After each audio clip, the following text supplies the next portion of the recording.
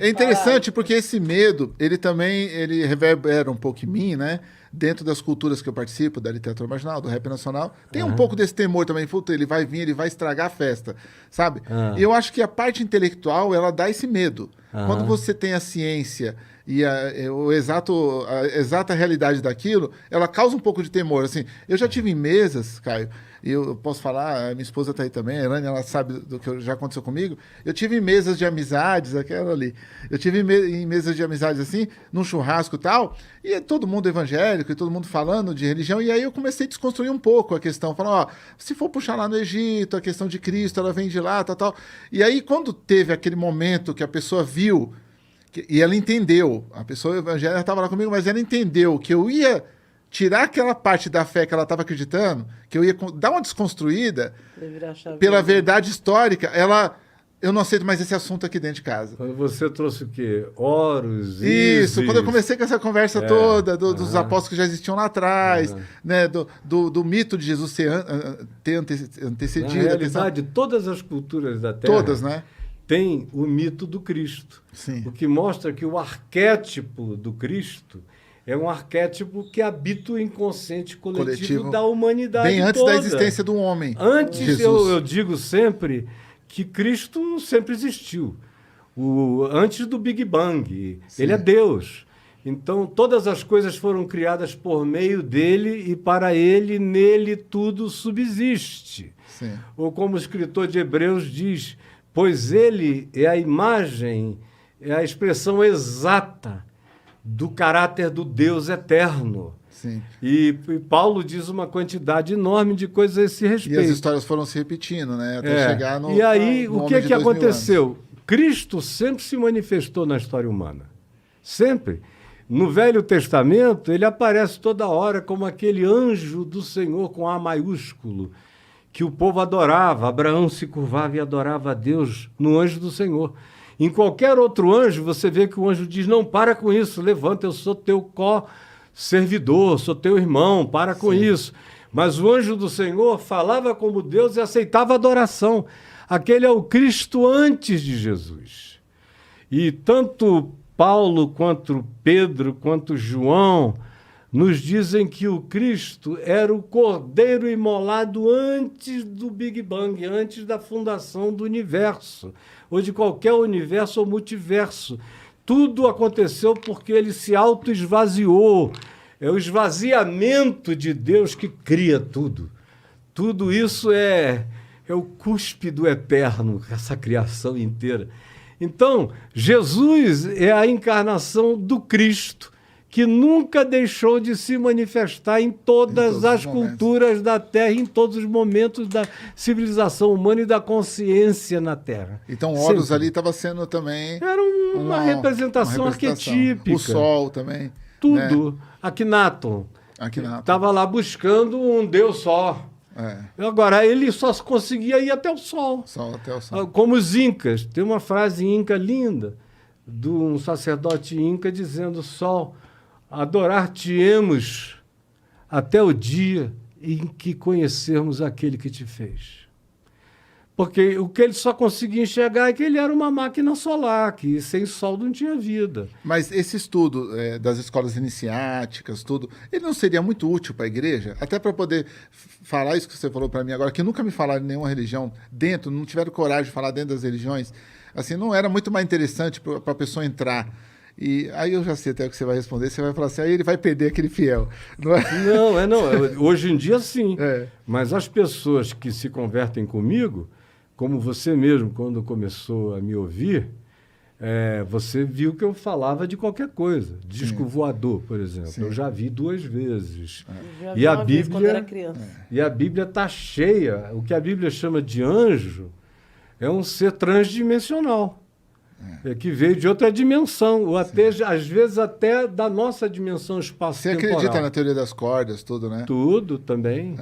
E sem teoria das cordas, ou com teoria das cordas, eu creio nos muitos mundos. Como Jesus disse, que na casa do Pai há muitas moradas. Sim. E o reino é 2 céus. Tem uma pluralidade dimensional afirmada o tempo todo por Jesus. como quando o pessoal estava coibindo as crianças de chegarem Dois perto céus dele. em que sentido você fala? Oi? Dois céus em que sentido? No sentido de que a gente está aqui num Aqui é um espaço-tempo. céu e tem um segundo E céu. tem após outros, muitos céus. entendi. Na descrição da Bíblia, você tem 9 ou 10 camadas dimensionais. É a questão de física quântica, É, toda essa sim. parada. e interessante que coincide justamente com o que a física quântica e a teoria das cordas acharam agora. Sim, e está se provando. Né, através dos Mas nêutrons Paulo e vem prótons. falando disso há muito tempo. É. Então, e eu, quando ajudo uma pessoa a compreender, eu ajudo ela a compreender tudo. Começa com o universo. Por exemplo, eu tenho um curso chamado Reconexões, que é um curso de 200 aulas de 12 minutos cada uma. E é onde eu começo antes do Big Bang. E eu venho trazendo o pessoal, aí mostro que a narrativa do Gênesis é uma narrativa que tem a ver apenas com a impressão humana. Que a humanidade é recente, mas a Terra é antiga. 4 bilhões e 500 milhões de anos de Terra, de universo, 14 bilhões de anos. E aí vai. Eu venho trazendo o cara. Ele tem que ver a finitude dele, tem que ver que de 100 mil anos para cá, essa consciência foi se desenvolvendo e virou cultura registrada de 15 mil anos para cá. Pode ser que daqui a pouco a gente ache de 20 mil anos para cá coisas já bem estruturadas. E que nós não somos os primeiros a termos essa tecnologia toda. Já houve povos no passado e civilizações cultíssimas que foram destruídas das suas catástrofes pessoais, nas suas hecatombes pessoais, e no grande dilúvio da Bíblia, que é outra coisa que está registrada em mais de 1.500 culturas universais, a narrativa do dilúvio, cada qual com os seus Noés correspondentes. Não houve um Noé só, houve muitos Noés. Agora, dando um pulo de tudo isso que a gente falou, do máximo que a gente pôde abranger, que é a teoria das cordas, os multidimensionais, os multiuniversos, e voltando para aquela senhora que está hoje dentro de uma Assembleia de Deus, lá na periferia do Capão Redondo, que ela vai lá, ela acredita, ela tem fé, mas ela deixa todo o seu dinheirinho ali na semana para poder aquele pastor só pagar o aluguel, dizer que paga.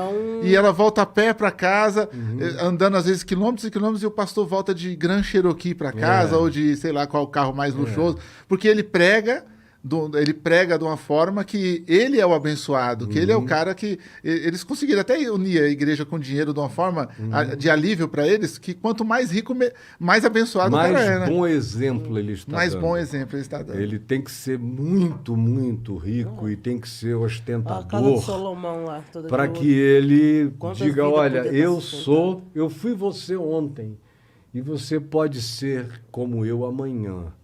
Agora, você tem que doar, tem que vir, tem que participar da campanha. O povozinho simples, meu Deus, deles é o reino dos céus.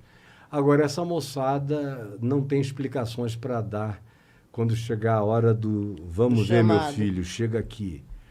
Aí, Jesus, você viu? Eu estava lá. Jesus vai dizer, eu não sei quem você é.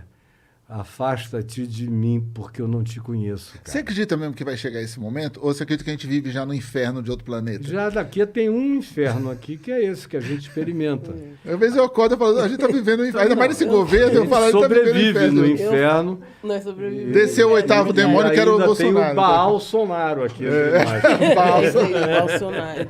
A Eu acho que reencarnação. nós já vivemos no inferno, daqui, se tem outra vida, ninguém voltou para me contar. Tem alguém- Mas olha só, tem muita gente que vai experimentar o inferno. Agora, o inferno não é um tempo longo.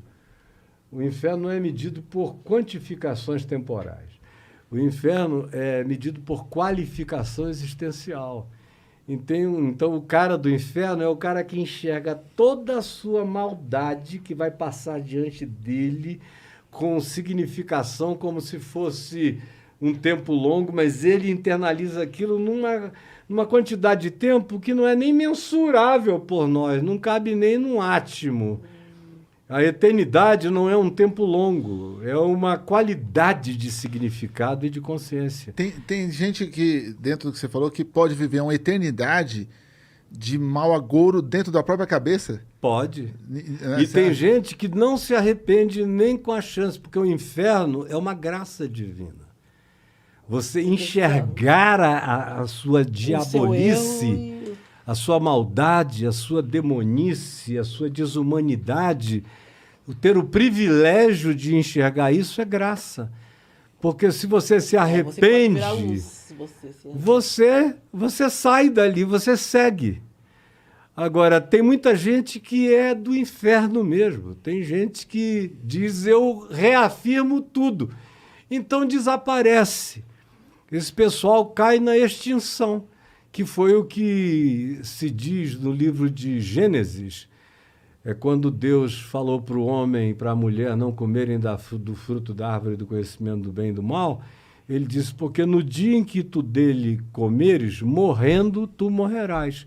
É o que o texto hebraico diz. Quando tu morreres, tu vais morrer. Do contrário, não vai haver mais continuidade para você. A vida eterna não é a minha imortalidade. Eu sou mortal, mas a vida eterna me habita. Não tem morte nenhuma que me mate. Eu já passei da morte para a vida, tenho absoluta certeza disso. Assim como eu vejo o inferno à minha volta todo dia, eu conheço o céu também dentro de mim. Conheço o gozo de Deus em mim, a alegria de Deus em mim. E conheço a estabilidade de Deus em mim no meio desse caos todo.